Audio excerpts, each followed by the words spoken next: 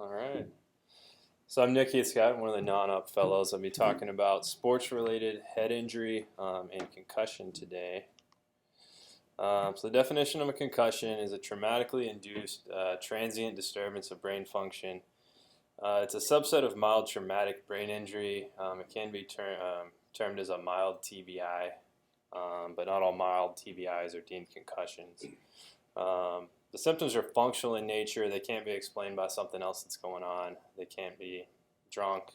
They can't be on drugs. Can't be taking other sedating medications. It can be due to some other C-spine injury, some other brain injury, such as a brain bleed. So if you see something on imaging, you can't really call it a concussion. You kind of have to go off of what you see. There's 1.6 to 3.8 million concussions related to sport every year, and that's per the CDC's database. Usually in contact sports, football is the most common. Then you have ice hockey, soccer, boxing, and rugby. Some of that is just due to more people play football here than these other sports.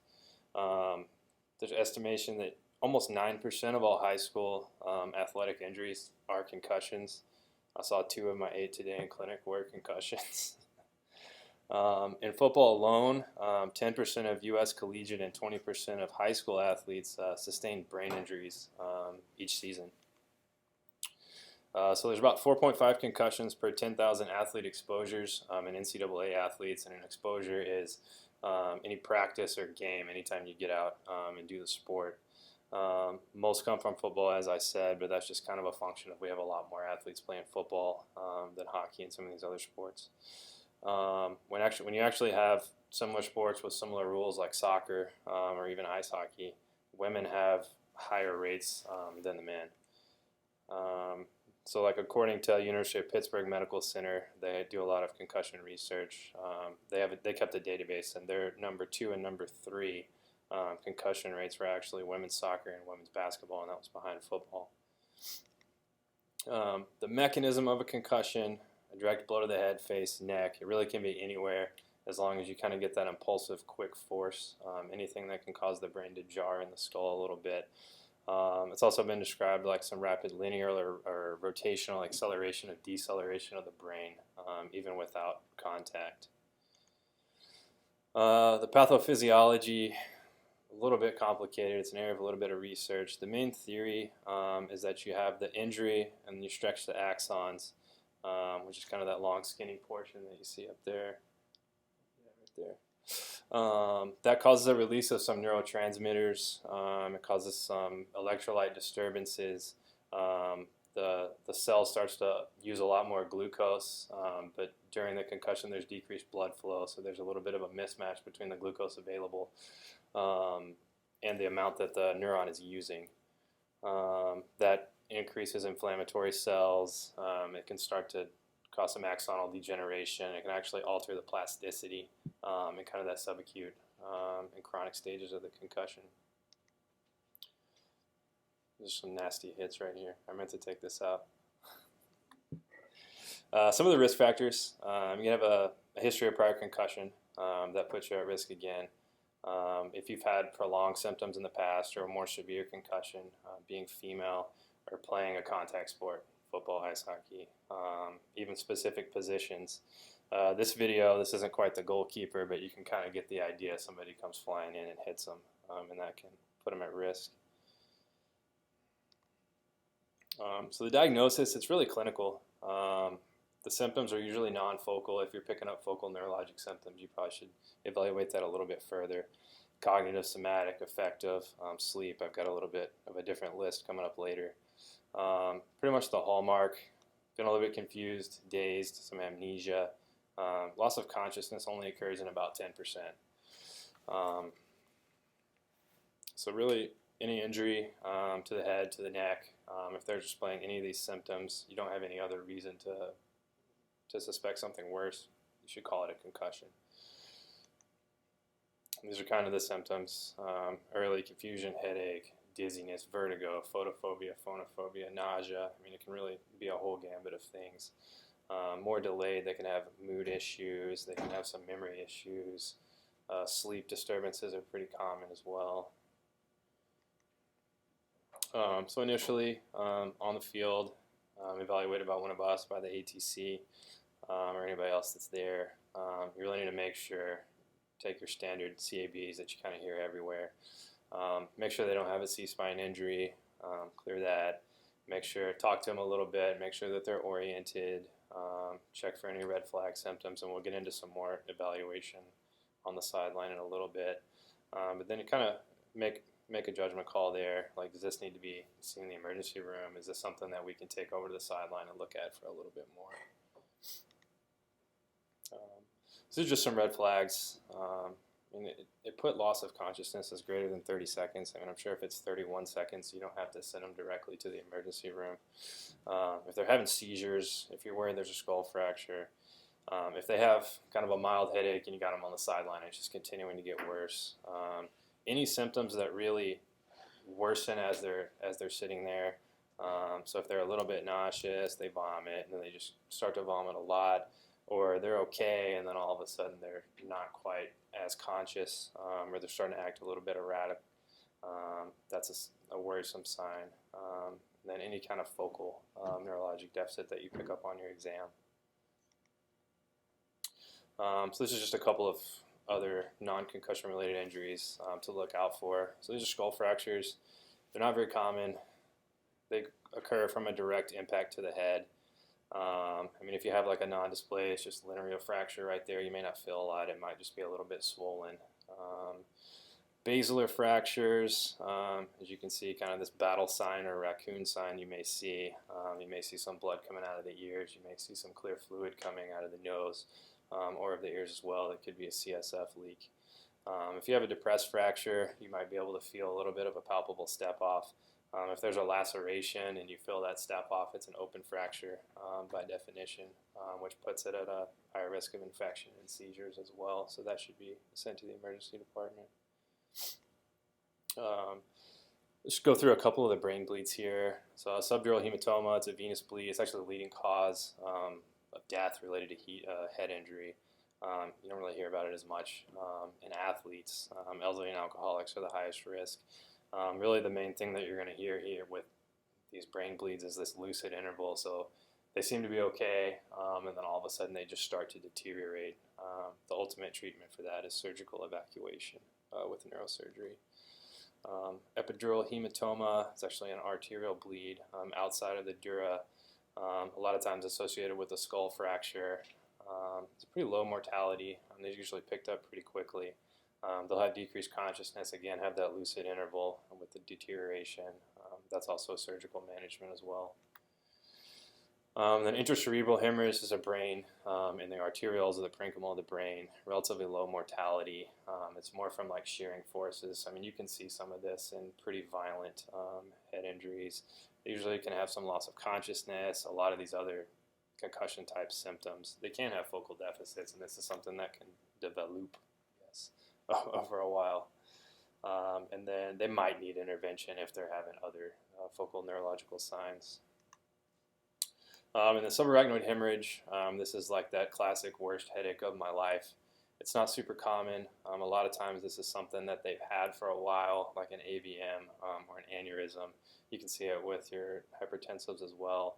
They'll have that headache, they'll have neck stiffness, focal deficits, they can have deteriorating level of consciousness. One of my co-residents last year actually had one of these on the field. The kid ended up dying. He just dropped out, non-contact. They evaluated him on the field. Within like 2 minutes, he was snoring. They took him to the hospital, and by then he had actually herniated. So, I mean, you can see this on the field, unfortunately. So you see the athlete, you say, they're probably okay, let's take them to the sideline. What do you want to do? If you think they have a concussion, start to kind of work these up. We've already talked about a lot of these symptoms right there. You do need to kind of always be thinking, could this be something else? Could this be a stroke? Could this be heat-related illness? Is this a type 1 diabetic that you don't know and they're hypoglycemic right there? Could this be hyponatremia? Did they have a seizure? Or do they have a C-spine injury? So to further evaluate, there's tons of little things that you can. We use the SCAT-5 here. It actually incorporates a lot of this, the best, the balanced So it's basically a balanced scoring system. The standardized assessment of concussion, the Maddox questions, they're actually, all of that is kind of just listed out on the SCAT. There's several different tools like this. There's really not great evidence or validity that this is perfect. There is a learning effect on some of these questions. And if you take a look at the SCAT, the first questions, they can, after 2 or 3 times, they can study that. It does provide a little bit of consistency and structure, so you're doing the same thing every single time. So I mean, if you have these symptoms, you have a player, you're thinking concussion, it's probably better just to sit them out. They can't come back the same day, see them in clinic, and then they can get into that return to play later. These are just some signs of like worst prognosis factors. There's some genetic predisposition to lingering headaches like ApoE polymorphisms, if they have a learning disorder, attention deficit disorder, if they have a history of migraines, if they have a comorbid psychiatric illness, if they're prone to motion sickness, that can kind of linger with those vestibular symptoms as well. So when you diagnose a kid with a concussion, you talk to the parents after the game, this is going to be the number one thing they want to know is like, what do I need to look out for? What do I need to do? Should I go to the emergency room? When do they need to do? Do I need to get a head scan? So you can kind of read this off. I mean, if you can't wake them up, obviously that's a little bit worrisome. If that headache is getting worse or if it's severe and it's kind of that worst headache of their life, if they're starting to get a little bit more drowsy, the confusion is worsening. They have a seizure for sure. The vision changes. They start to have profuse vomiting that's worsening. Obviously, if they get a fever or a stiff neck, that might be a concern for like a meningitis. If they start to lose bladder function or if they have some focal neurologic deficits after that. Just kind of go through that again. It's a clinical diagnosis. You don't have to get imaging unless you suspect a brain bleed, you suspect a C-spine, you suspect a fracture. You need to follow these people up. That's a reason to kind of talk to the parents and make sure that they're checking on them because things can develop over hours to days. And loss of consciousness doesn't really predict the severity of the concussion. There's actually some people that say a loss of consciousness may actually have a better prognosis as far as recovery. And this is just some data on multiple tests here. You can see that the sensitivity and specificity is not great. There's really not a whole lot for the SCATs that's out there yet. So to go into the SCAT, I think we have one of these in all of our game bags if you wanted to go through it right there. But kind of the initial thing, look through, what do you see, rate their GCS. I mean, really it shouldn't be less than 14, maybe 13, like at the most. If it's lower than that, you need to be a little bit more concerned. Check their C-spine. Kind of some background things that can kind of matter. Probably not so much in the high school athlete. You already know their education level.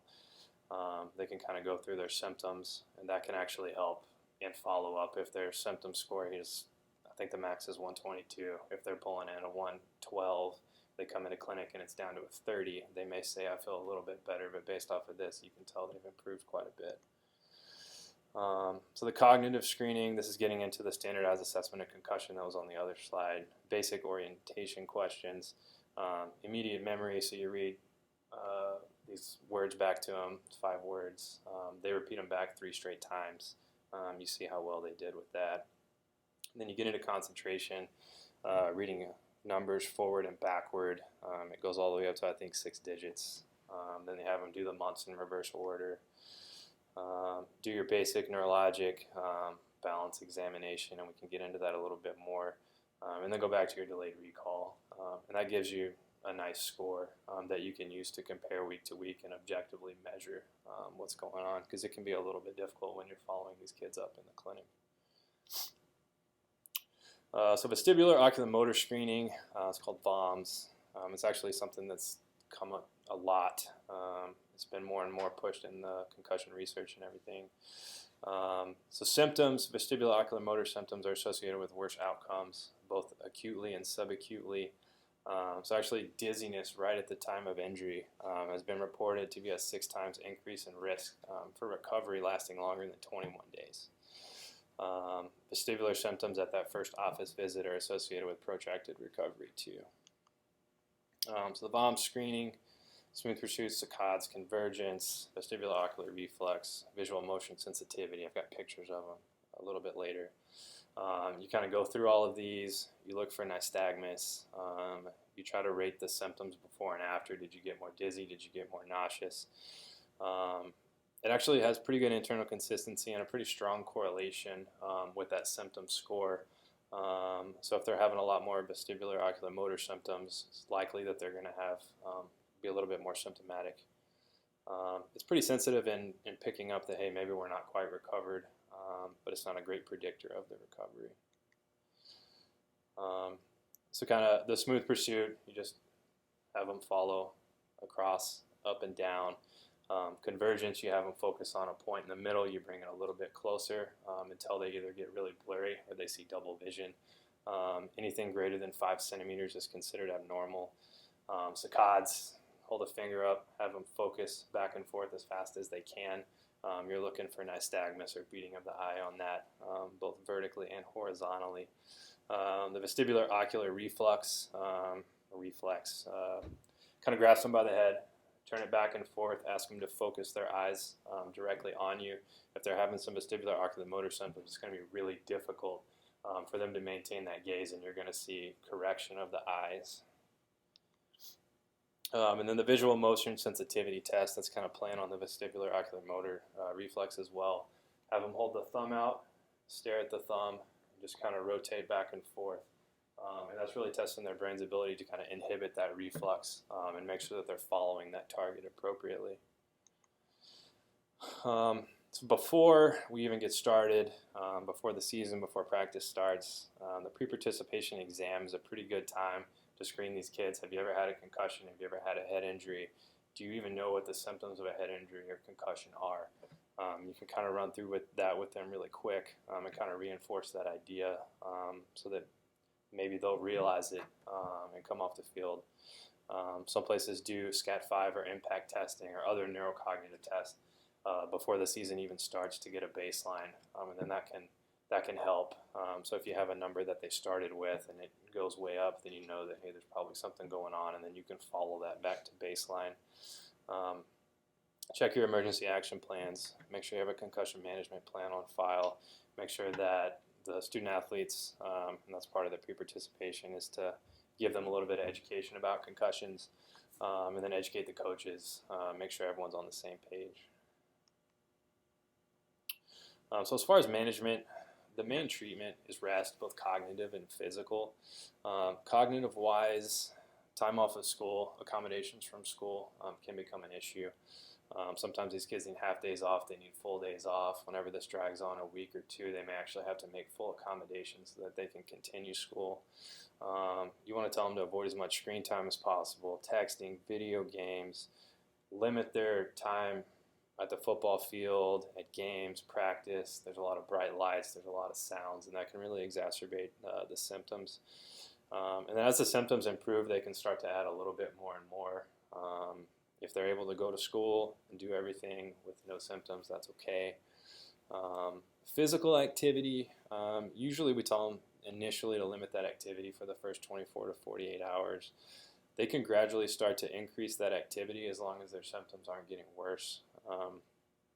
So that means they may need an excuse from PE games practices, have to write that note saying, hey, they can't participate in football drills, they can't participate in PE, they can walk, they can maybe do some light jogging, but that's really all they can do. The exact amount of activity that's tolerated or what they should be doing is pretty unclear. Usually what I tell people is light jogging. If they want to walk the dog, do something like that. As long as it's not making their symptoms worse, then they can go ahead and do that. And then if you've got somebody that's really woozy right there, they're still a little bit out of it, obviously they don't need to be driving, and you need to give them those precautions as well. During the acute setting, you really want to avoid drugs that are altering mental status. So if they're on stimulants, if they're taking benzodiazepines, or giving them like Benadryl or something to sleep, probably not the best in somebody that's already a little bit cognitively declined. And then kind of later on, when you're thinking about return to play, as if they're on medications for sleep or anything, you probably, or for headache medications, they should probably be off those medications so that you can accurately judge their symptoms. But if they do have a persistent headache, Tylenol is something that really can start with. You should probably avoid NSAIDs in the initial period, as they can increase the risk of bleeding. Probably after that first few days, it's probably okay to use NSAIDs. If they're having chronic headaches, usually if this is lasting like 2 to 3 weeks, it's probably time to pull in another specialist at that point for like neurocognitive testing. But you can think about amitriptyline or propranolol. If they have a history of migraines, you could think about triptans or other medications. You could try physical modalities, massage, ice, heat. You could even try greater occipital nerve block if it seems like a posterior tension type headache that's recurrent. Insomnia is pretty common. You really need to talk to them about sleep hygiene, limiting screen time, really getting in a nice, dark, quiet place, giving them a little bit of time to wind down. The pharmacotherapy evidence is limited. You can consider melatonin. There's not a lot of great evidence behind it. It seems to be safe, though. You can start with like a 5 milligram dose. There's really not a maximum dose of melatonin. You can slowly up-titrate that as you need. You can consider some sedating medications, like some of the prescription sleep medications. Benadryl, I would probably stay away from. Those can all worsen the cognitive impairment. Sometimes the main symptom of the concussion is just this excessive daytime sleepiness too. Usually that improves over a week to 2 weeks. Sometimes this can linger on for a while. Make sure that you're ruling out other things. They don't have depression, sleep apnea, restless leg syndrome. If it looks like it's coming from the concussion, you can consider stimulant medications that may help them to get back to school and be able to function a little bit better in work or school. This is just a generic return to play protocol. Each one of these, you need to do a whole day. So usually, they're kind of doing this on their own as long as they're doing okay. So if they show up in your clinic, they've already been doing some light walking, jogging, they're not having symptoms, you can start them that day on that sport-specific exercise. And that's doing non-contact drills. If they do okay that day, the next day they can move on to more training drills specific to the sport. They do okay that day, they can go to a full contact practice. They do okay that day, they're good to go for the game. So in this case, this one would be like a 5-step program there. So from the day they see you, it would be 4 more days to get back on the field or the court. So some complications, post-concussive syndrome. These are symptoms of concussion that are lasting longer than 3 months, so it's lasting for a while. Most of the concussions go away 7 to 10 days. Some last a little bit longer. Remember that those vestibular oculomotor symptoms increase the risk of these lasting longer. And it can be difficult to say, is this that same concussion that's lasting for a while? There's just like a post-concussive syndrome. If they're still having symptoms, they don't need to play. At this point, you should probably get them into neuropsych testing for more formal evaluations to look and see exactly what's going on. You can consider vestibular rehab. I don't know if we do that around here. But they have specific physical therapists that really work on training that vestibular oculomotor reflex to kind of downplay those signs of dizziness. And then you can kind of slowly build up that exercise from there. Some of the risk factors for this: age less than 18, female, if this didn't happen in sports, or if they've had recurrent concussions. Then you go into second impact syndrome, and that's part of the reason that we hold these kids out until their symptoms are all the way done. It's a concussive level blow prior to that last concussion being resolved. You can have rapid swelling, clinical deterioration. You could possibly herniate from that. It's pretty rare. There's not a lot. It hasn't happened very frequently. There's a lot more research that's needed on it. And some of the autopsies they've done have had small subdural hematomas that they've found. Some of the long-term things you can see from concussion: depression, decreased perceived quality of life, impaired executive function, chronic headaches, dementia pugilistica, which is kind of a punch-drunk state. That's something that they've seen in a lot of boxers that have done. I think it was pretty high proportion that had done more than 20 bouts in their lifetime. It wasn't so much diagnosed concussions, it was just actual fights. And then we can go into CTE. There's some evidence that repeated concussions or even subconcussive level blows can lead to progressive neuropsychiatric deficits and cognitive impairment. It's Dr. Omalu at Allegheny in Pittsburgh. He did a self-funded autopsy on a Pittsburgh Steelers player. It was Mike Webster, and he described this widespread brain damage that he found. There's growing reports of dementia in NFL players with multi-concussion history. It's actually kind of picked up the interest on this. It's thought to not be a continuation of post-concussive syndrome or from acute concussion. It's something that happens over a long period of time. So your NFL player that's played for 20 years had multiple hits, multiple concussions. They may not even report because a lot of these concussions go unrecognized because they get a little bit woozy, they feel better in a couple days, and they keep playing. So, I mean, if you have multiple concussions, these people are having prolonged symptoms, when is enough enough? When do they need to consider retirement? And I think it really depends on what's at stake for that athlete. Is this a professional athlete that's getting paid to play?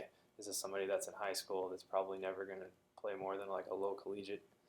So you kind of have to do that risk-benefit analysis. But anyone that has multiple concussions, if they're getting concussions and it's lasting longer and longer each time, if they're getting just small blows and then having concussive symptoms, or if they're having prolonged symptoms, they're doing neuropsych testing and it's just not going back to normal. Prevention-wise, that's something that's kind of been a hot topic lately. They've been working on changing and enforcing rules to decrease unnecessary trauma. There's actually some evidence that vision training in football can decrease concussions, and that's where you really work on training the athletes to be able to see out of their peripheral vision. If they see the hit coming, then they can brace for it a little bit better. Like just taking out body checking in youth hockey can help with a lot of those.